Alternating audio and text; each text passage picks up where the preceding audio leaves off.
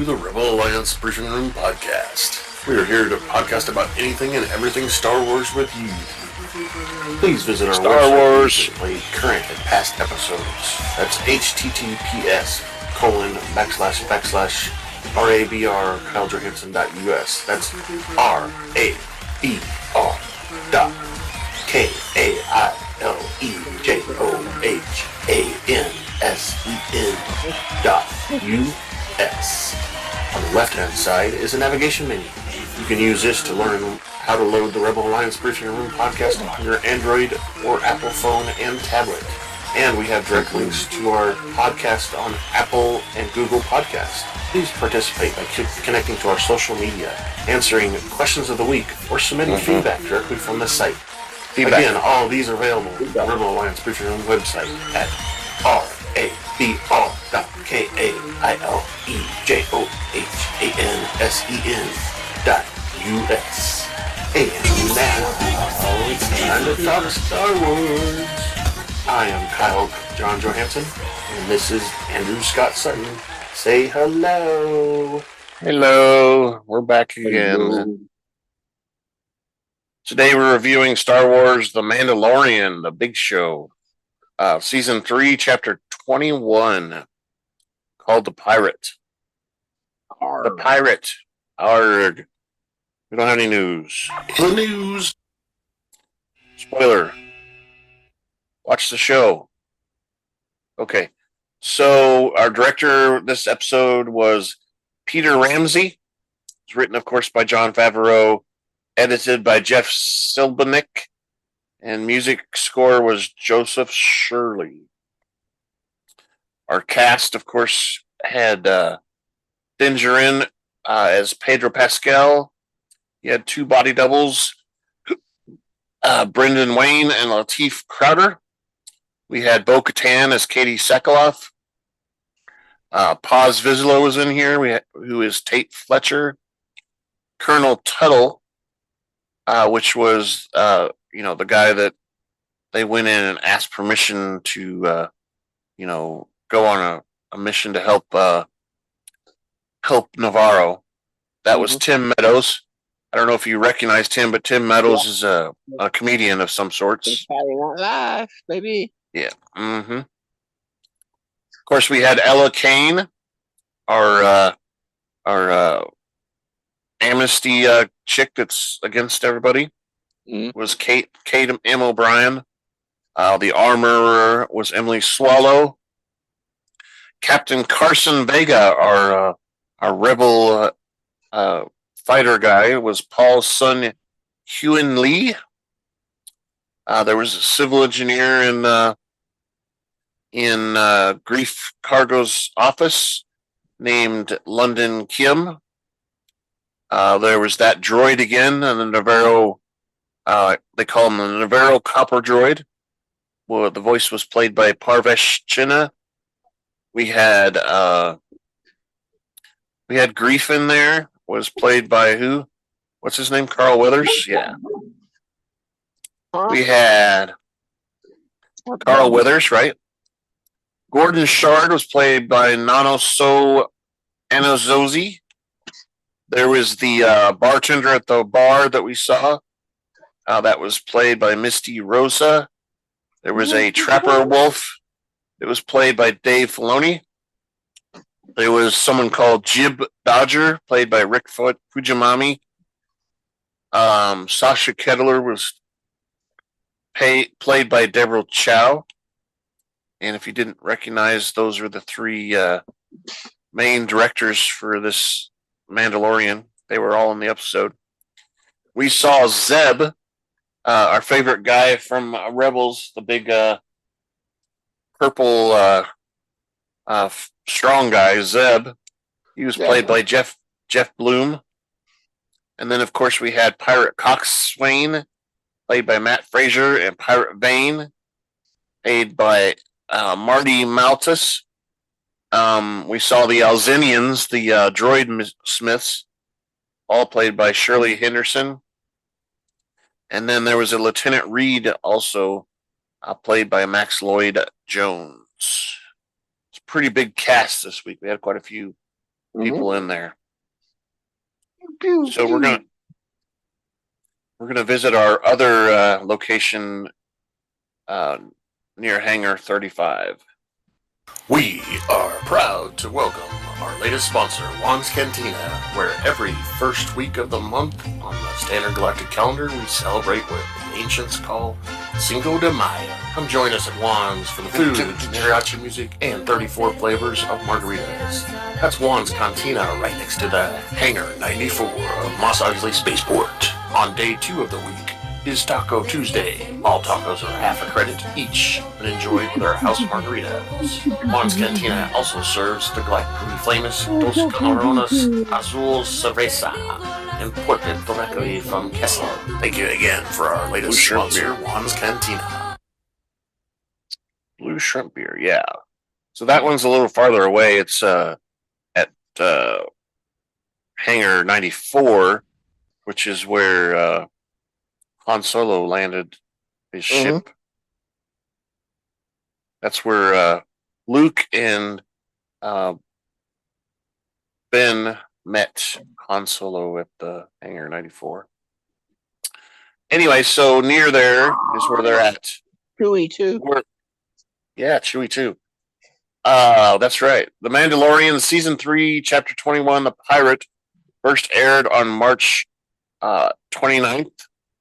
It was 44 minutes long, and it is still in the timeline of 9 before the Death Star was blown up.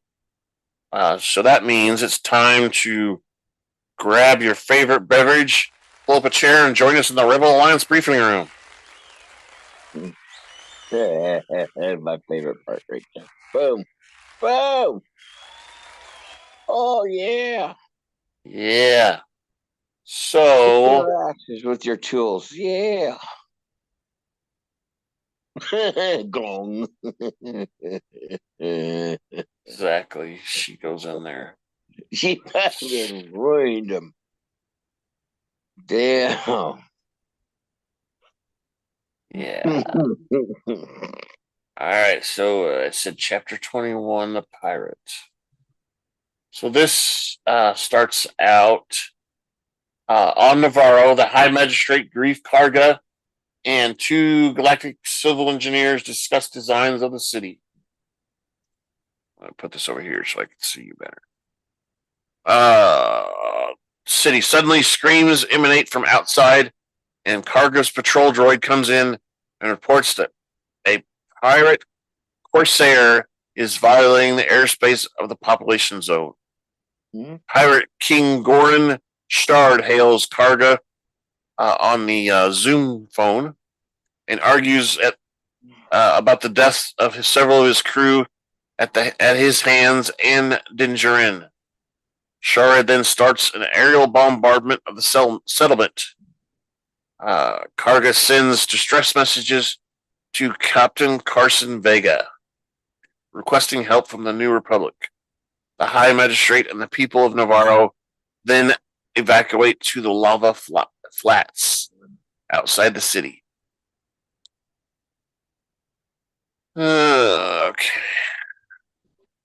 At the Adelphi New Republic outpost, Captain Teva sits at a bar. The bartender informs him that a message has come through and hands him a data disk. Teva plays the message and watches Grief Karga request for help. Garbus Aurelius overhears the message and sits down beside Teva.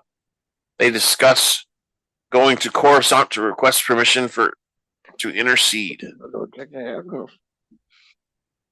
And they don't think it's going to happen. Captain Teva travels to Coruscant. In his office, Colonel Tuttle discusses Navarro and the pirates with Teva.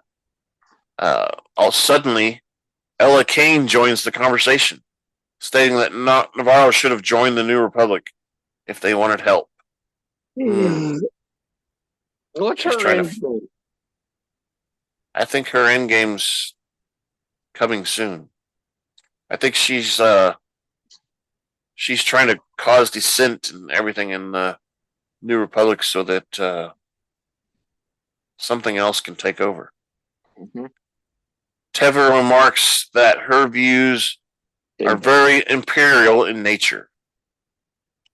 Ultimately, Tuttle denies sending help to Navarro because it is not a member planet. The captain storms out of the office in disgust. Then we see Captain Teva tracks down the Mandalorian covert with the help of the R5 droid that he's able to track. He lands and walks up to the entrance of the hideout, but the Mandalorians are not happy at his arrival and tell him he is not welcome. Go away, stranger. Teva informs him that Djarin is his friend and Grief Karga was under attack by pirates. He gives him the whole spiel and makes him feel bad, and Teva leaves, promises not to reveal the location to the covert. Then we see Djarin is holding the hammer of the armor, and they're giving some sort of speech to the entire covert that the Mandalorians help. That's how they get their turn to speak, to take the hammer from the armor. I know. That's when everybody needs to shut the fuck up and listen to whoever's speaking. It's a speech hammer. So he's trying to convince them to help Karga and rescue Navarro, where they could relocate and start over because they have offered lots of land, right? After his speech, the Armour asks if anyone else wishes to speak, and Paz Vizsla stands up. He takes the hammer, and he begins talking badly about Mando. And he also talks about seeing other Mandalorians fall in the hands of Imperials on Navarro, and asks why they should lay their lives down yet again. Vizsla says it is because they are Mandalorians, and they will fight by Djarin and Bo-Katan since they have helped with his son Ragnar. Outside, Frizzell tells the Mandalorians they need to operate as a tight military unit. They decide that her Cormac-class fighter will be what they use to drop into the city. The pirates are fooling around on Navarro City. We see several of them drinking in a bar. We see, they're shooting at whatever. I think one group starts to shoot at the little rat things in the trees. Mm-hmm. And then suddenly they see Djarin's N1 starfighter fly overhead. Uh-oh.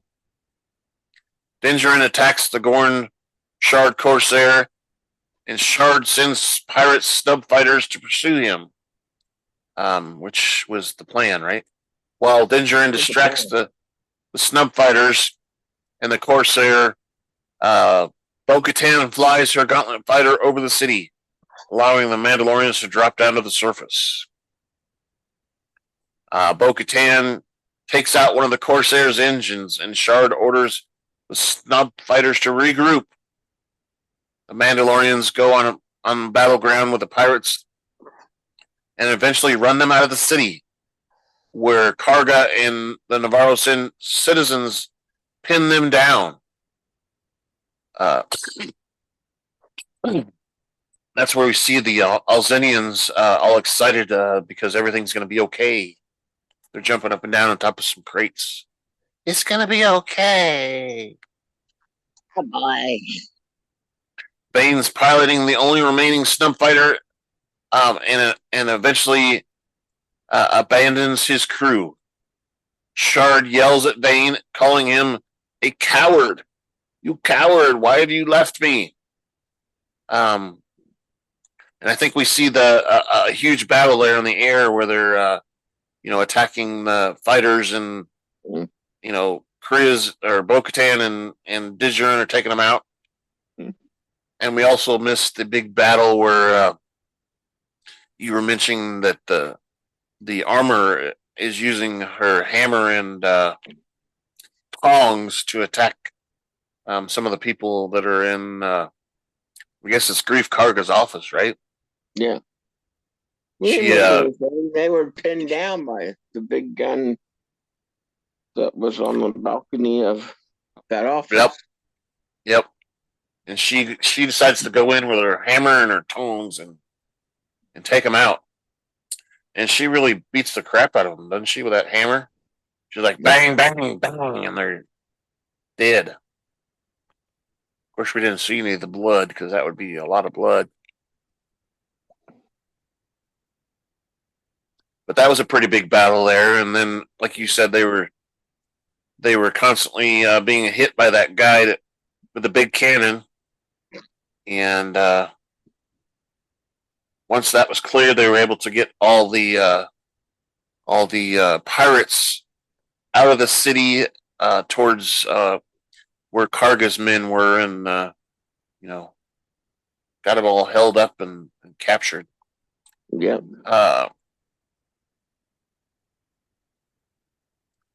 And then Shard yells at Vane for being a coward and refuses to retreat and attempts to shoot at the citizens. But Djarin and Bo-Katan bring down the ship, which impacts Navarro's surface in a huge explosion.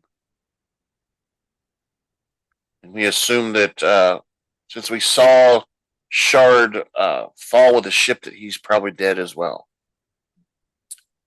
Karga thanks the Mandalorians and announces that they now have a home on Navarro, to which the townsfolk cheer and celebrate. Yay! Now they have someone to police the city that has some muscle. After the conflict, Vizsla tells Bo-Katan that the Armour wants to talk to her. Uh-oh. No. She's in trouble. Vizsla walks Bo-Katan through the Navarro sewer and into the Armour's workshop, where the Armour begins to compare their workshop to the Great Forge on Mandalore. She says something about there's 15, 20 different people forging in that Great Forge on Mandalore, and commented how the two forges serve the same purpose despite their size differences. The Armour then asks Bo-Katan to remove her helmet. And she's like, what? It's a test? I'm not going to remove my helmet. And then the Armour insists to remove it because it is the way of the Mandalore. Because it is the way. And the Armour says, does Bo-Katan respect her station? And again requests that she remove her helmet, and Bo-Katan obliges. So she takes off her helmet. She's like, whew, glad I got that thing off. That thing was hot. Oh. The Armour says that is not enough for only a few to walk the way, that all the Mandalorians must walk it. She notes that Bo-Katan claims of seeing a mythosaur and states it to be a sign of a new age of Mandalore. The Armour tells Bo-Katan that she is the one who can unite the Mandalorians. So at this point, my first thought was, we're going to go outside and she's going to challenge Mando to a fight with a black saber. But that's the only way she can get the black saber, right? Yeah, you have to win it in a fight. But I don't think they're there yet, though. If she's going to lead the Mandalorians, she needs to have the black saber, then, right? There's no talk about her leading them right now. She's uniting them, meaning she's going to go. She's going to find them and bring them together. Listen to me. If she's going to go out and find them, if she's going to go out and find them and attempt to bring them back, don't you think she needs a black saber for proof that she? No, I don't think so. Okay. I think it might happen later, but I don't think it's necessary. No. That's going to be a contention point. I don't think so. You only need it to be the ruler, and we don't know who the ruler is right now. It could be the Armour, for all we know. All right. Yeah. I don't know. I mean, it's all up in the air, and we don't know any of that for sure.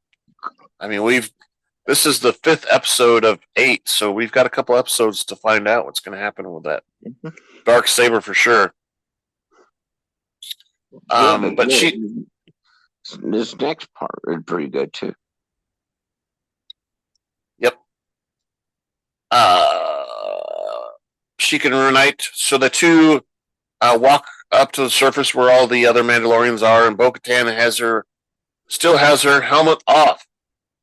The Armour announces to the children of the Watch that Bo-Katan will find other Mandalorians and bring them back to the covert. Yeah. Vizsla begins to question Bo-Katan, showing her face, but the Armour defends her, saying that Bo-Katan walks both worlds. This is the way. And the Armour announced that it is time to retake Mandalore. Retake it. So that means never mind. I guess That's probably. I'm just hooked on that. That she needs a black saber to be able to lead them. Well, I don't think we've gotten that. Going out to find them. I don't think we've gotten that far yet. Yeah, so that's why. Okay. I think once she starts to get some back and they all reunite, let's say. I think that might happen then. Maggie, what do you think? Yeah, exactly what. Then we have another scene here where Carson Teva is patrolling deep space, and he comes across the remains of a Lambda-class shuttle. He contacts Lieutenant Reed to report the discovery, and Reed confirms that this has been a report of a missing craft in the area, but there aren't details of who it was classified to or for. Teva asks his astromech droid R7 to send out a probe to inspect the damaged shuttle. Reed checks the flight times of the craft and finds they match those of a ship that transported Moff Gideon to his New Republic trial. And we know that he never showed up to the trial. And then Teva's probe discovers several bodies of New Republic officers, as well as a fragment of Beskar alloy. Uh-oh. Only Mandalorians use Beskar. What? But, it's embedded in the wall. But what did Mando get paid in by the First Empire? What did he get paid in? It's true. He got paid in Beskar, didn't he? Beskar. So it could be a plant. It could be anything, right? It could be that. You remember last year when Ahsoka was there and she was fighting that one lady, and she had a staff that was made out of Beskar. Yeah, and she wasn't a Mandalorian. Mm-hmm. She just had this staff. So it could be something like that, where someone's got a Mandalorian artifact that they're using or something. Mando took it back, and then the Armour took it from Mando because it was not a proper weapon. Right. I know that that's not the one. I'm just saying it could be something like that. So they have another weapon that someone else has, or maybe some armor that they had or whatever. I don't know. I think it's a plant too, just to cause dissent or whatever. And it says here, this causes the pilot to question if Gideon was taken by Mandalorians. Maybe they wanted to get even with him or something. That's what they're thinking. Or the Mandalorians helped him escape. Ooh. And that's possible because in the past, the reason he had the dark saber was because he was trying to take over Mandalore and become ruler of Mandalore. Mm-hmm. So maybe he has some Mandalorian's trying to get even with him, or maybe they're retaliating. Maybe it's all a plant like that, like we said. And that's kind of my question of the week, too, I think. Let's see. The question of the week is, did some rogue Mandalorians break out Moff Gideon? And, I've kind of talked about it, but you already said that you think it's a plant, too, right? It's not really Mm-hmm. what it's meant to be. Did they kill him or what? No, Moff Gideon's still alive. They didn't find his body. So we assume he's alive still. And he's supposed to be in an episode later in the season 2 of this season, so we know he's alive. What else you got? Anything else you got about that? Nope. We know Bo-Katan's going out to find more Mandalorians, and we know that Moff Gideon's still out there doing something, and the New Republic is struggling to keep things going. Anything else? Yes, no. All right, so we're gonna ask for some feedback. Feedback at KyleJohansson.us. That's feedback, KyleJohansson.us.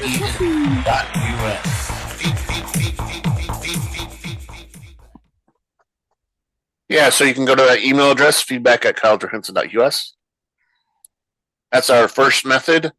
You can go to our website, and on the left-hand side is a link that says feedback, and you click that, and it'll bring you into a form. Hold on a second. What am I holding for? Nothing. It'll bring you to a page like this. You click on feedback. And then you fill out this form here. And it tells you that you're not required to sign in unless you want to save the information for your future use. So you just fill out first question that says provide your name. You can say anything you want. We don't really care. And then your answer is to, if you have any opinions, ideas, results, comments, you think that Scott is a Sith because he's wearing red today. Anything, if you have corrections to anything we've said, I'm a Sith. put those in there and submit it. Tell Scott he's a Sith. Then we have questions of the week over here on the left-hand side also. And if we go and look at these, you can fill out the question. This question is from last week. Does Bo-Katan go look for the Mythosaur? And then we've got some answers here you can pick. And then down below, there's a comment section where you can add a comment about what you answered or anything about the show. We don't care. Just put some sort of comments in there. And we're on Twitter as well. So if you click on the Twitter icon here over on the left-hand side, you can see that we're on Twitter at super_duper_pod right here. And we have Juan's Cantina has a Twitter page also. So you can send us messages through there. And you can go to our YouTube channel over here, and you can look at our episodes, and every episode has a section where you can leave a comment. And we'll look at those comments and reply to them. We don't have very many comments available right now, but we want all of your comments. I was going to point out this is the Bad Batch episode that for last week. We had 29 people view that episode, and the episode for the Mandalorian, we had 88 people attempt to view the episode. It says here under analytics that there was a watch time of 2.7 hours out of all those 88 people. So we had probably like 5 or 6 people actually watch the entire 49-minute episode. Probably, closer to six or 7 people. So I'd like to encourage those people to leave some comments so that we know you're there. Just tell us you liked it. We did get a couple likes on that episode too, Scott. And I don't know who did that, but we had 2 likes, which was, and we had 1 dislike, it looks like, which is funny. Rick. Yeah, Rick didn't like it. So 67% of the people like our podcast. Let's just say. Cool. So that's all the fun stuff there. No more screen sharing. Gotta switch it. There we go. So hopefully this week will be the same. I think we post quite a bit on Twitter during the day of the premiere of the episode, and we get a lot of traffic from that. That's why we went up to 88 people in 24 hours, because we were in the main feed quite a bit. So people would look at it and see it and stuff like that. We got a couple followers too that week too. We gained 2 extra followers on Twitter. We're up to 3 followers on Spotify. Let's see. GeoSaven, we're up to 4 people that are watching or listening to episodes. And YouTube, we have 5 people who are following us now on YouTube. For the longest time, it was only Scott, so we've got 5 people now following us on YouTube as well. So that's a good sign. Right, Scott? Yes, sir. Any other comments about the episode? No. Or is it buffet time? Actually, it's early, so I need to go take the doggies for RUN. Oh, see? You had me rush through it, now you're way early. What's up with that? It'll make the house much more nice if they RUN. I know. Let me push this last button. Thank you for listening to the Rebel Alliance Briefing Room podcast. Please visit our website where you can play current and past episodes. That's https://RABR.KaileJohansson.us. That's RABR.KaileJohansson.us. On the left-hand side is a navigation menu. You can use this to learn how to load the Rebel Alliance Briefing Room podcast on your Android or Apple phone and tablet. And we have direct links to our podcast on Apple and Google Podcasts. Please participate by connecting to our social media, answering questions of the week, or submitting feedback directly from the site. Again, all of these are available at the Rebel Alliance Briefing Room website at RABR.KaileJohansson.us. This podcast in no way is approved, sponsored, or owned by Lucasfilms Ltd., Disney, Disney Plus, or any of its subsidiaries. All opinions are solely owned by Kyle and or Scott, and in no way express the views or opinions of their past or present employers. Views and opinions are not supported or restricted by Lucasfilms, Ltd., Disney, Disney Plus, or any of its subsidiaries. Any rebroadcast, reproduction, or other use of this podcast and its affiliate sites without consent of Super Duper Podcast Network and its host is prohibited. Oh no. I am Kyle John Hansen, and this is Andrew Scott Sutton. Say goodbye now. Bye now. Say bye, Scott. Bye-bye now. Bye now. He's going to watch some other show. Bye. I put him on for the dogs.